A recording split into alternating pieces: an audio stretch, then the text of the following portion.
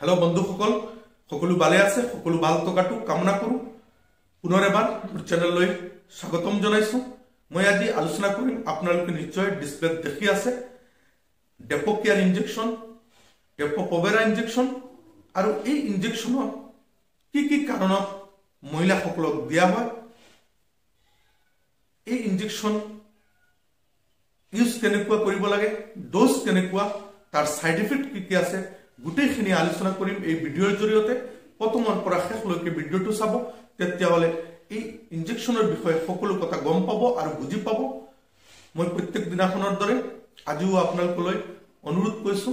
যদি মোৰ ভিডিঅ ভাল লাগে তেনহলে লাইক কৰিব কমেন্ট কৰিব আৰু শেয়াৰ কৰিব আৰু যদি নতুন হয় তেনহলে সাবস্ক্ৰাইব কৰিব আৰু বেল বাটন টিপি দিব তেতিয়াহলে নতুন ভিডিঅ আপলোড কৰিলে সোনকালে পাই যাব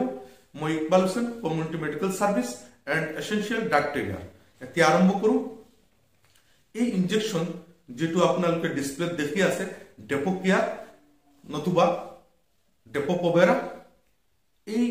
ইনজেকশনৰ জেনেৰিক নাম হল মেডক্সি প্ৰজেষ্টেৰন আৰু ট্ৰেড নাম বিভিন্ন কোম্পানীয়ে বিভিন্ন ট্ৰেড নামেৰে বনাইছে আৰু এই মেডক্সি প্ৰজেষ্টেৰন 150 mg দিয়া থাকে আৰু এই ইনজেকশন 1 ml ইনজেকশন হয় আৰু এই ইনজেকশন যদি বিভিন্ন কোম্পানীয়ে বনাইছে বিভিন্ন মূল্য কোম্পানীয়ে দিছে সাধাৰণতে 150 পৰা 200 ৰ ভিতৰত থাকে আৰু এই ইনজেকশন মাংসপেশীত মহিলাসকলক দিয়া হয় কঁকালত লব পাৰে আৰু হাততো মাংসপেশীত লব পাৰে আৰু এই ইনজেকশন দিয়া হয় কন্ট্ৰাসেপটিভ হিসাবে অৰ্থাৎ গৰ্ভ নিৰোধক হিসাবে এই ইনজেকশনটো বছৰত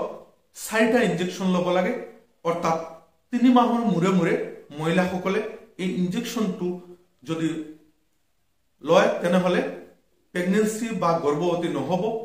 যেতিয়া গৰ্ভৱতী হোৱাৰ ইচ্ছা হয় বা সন্তান লাগে তেতিয়া এই ইনজেকশনটো বন্ধ কৰি দিলে আকৌ গৰ্ভৱতী হ'ব পাৰিব আৰু এই ইনজেকশন ললে বিশেষ কোনো পাৰ্শ্ব প্ৰতিক্ৰিয়া নাই এই ইনজেকশনটো লোৱা অতি সহজ অৰ্থাৎ 3 মাহৰ মুৰে মুৰে মাৰিব লাগে ব্যৱহাৰ কৰিব লাগে মহিলাসকলে ডেইলি ইউজ কৰিব নালাগে মাহত ইউজ কৰিব নালাগে বছৰত 4টা ইনজেকশন ললেও হল বহুত মহিলাসকলে গৰ্ভ নিৰোধক টেবলেট অৰ্থাৎ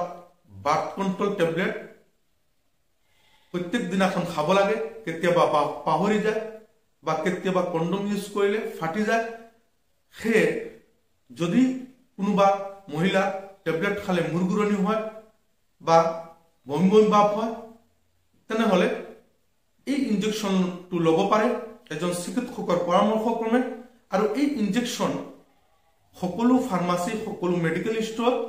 মই যি ডিসপ্লে দেখুৱাইছো এই ইনজেকশন সহজভাৱে সকলো ফাৰ্মাসী মেডিকেল ষ্টৰত পোৱা যায়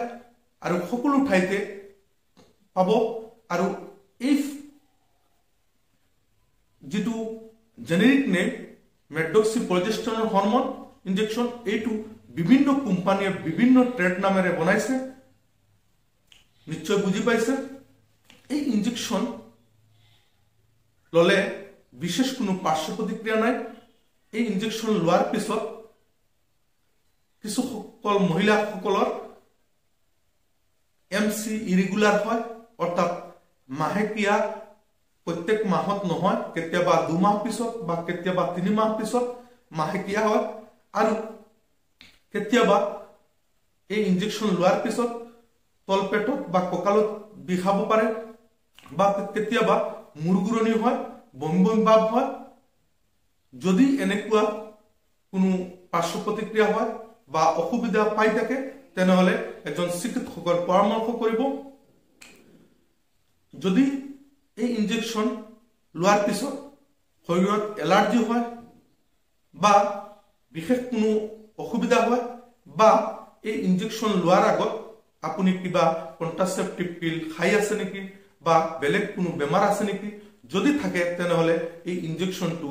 নলব এজন চিকিৎসকৰ পৰামৰ্শক্ৰমে লব আৰু এটা কথা কইলো এই যে ইনজেকশন যেটো জেনেৰিক নেম মেডক্সিপ্ৰজেষ্টেৰন এই ইনজেকশনটো যি কম্পোজিশন এই কম্পোজিশনৰ সকলো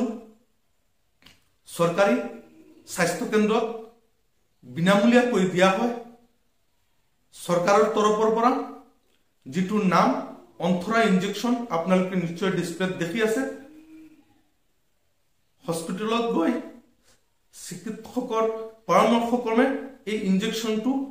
লব পাৰে আৰু এই ইনজেকশন অন্থৰা যি ইনজেকশন সেই ইনজেকশন সম্পূৰ্ণ বিনামূলীয়া কৰি দিয়া হয় হস্পিটেলৰ পৰা হে দুখীয়া বা আৰ্থিকভাৱে সবল নহয় সেই সকল ব্যক্তিয়ে সেই সকল মহিলাই নিজৰ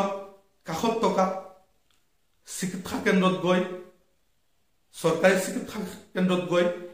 চিকিৎসকৰ পৰামৰ্শ কৰি যদি সন্তান নালাগে বা গৰ্ভৱতী হ'ব নালাগে তেনেহলে এই ইনজেকশন লব পাৰিব নিশ্চয় মোৰ ভিডিও বুজি পাইছে যদি মোৰ ভিডিও ভাল লাগে তেনেহলে লাইক কৰিব কমেন্ট কৰিব আৰু শেয়াৰ কৰিব যদি নতুন হয় তেনেহলে সাবস্ক্ৰাইব কৰিব আৰু বেল বটন টিপি দিব তেতিয়াহলে নতুন ভিডিও আপলোড কৰিলে সোনকালে পাই যাব সকলো ভালে থাকক ধন্যবাদ